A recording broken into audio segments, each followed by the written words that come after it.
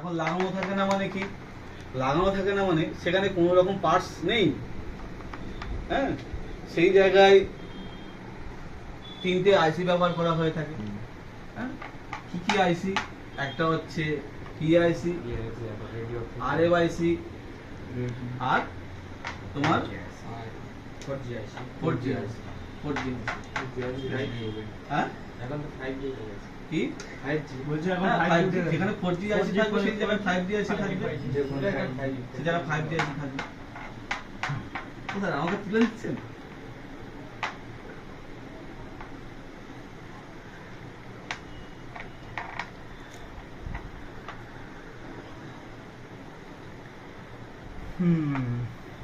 তাহলে কি কি আইসি হলো? PIC 4G IC আর RFIC।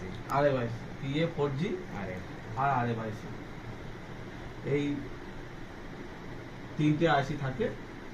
আর ওর আশেপাশে অ্যান্টেনা সুইচ থাকে, যেটা বললাম একটু আগে, অ্যান্টেনা সুইচ। ওই অ্যান্টেনা সুইচ যেখানে থাকবে তার পাশে কিন্তু আমাদের নেটওয়ার্ক সেকশন।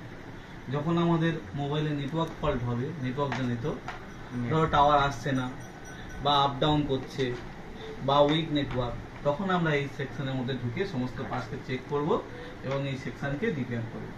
যখন যেটা প্রবলেম হবে তখন সেটা হবে। যেমন পাওয়ার সেকশনকে একটু আগে আমরা চিনে এলাম, পাওয়ার সেকশনকে চিনলাম মানে এটা না পাওয়ার সেকশনের মধ্যে ঢুকে আমাদের পাওয়ার সেকশনকে রিপেয়ার করতে হবে।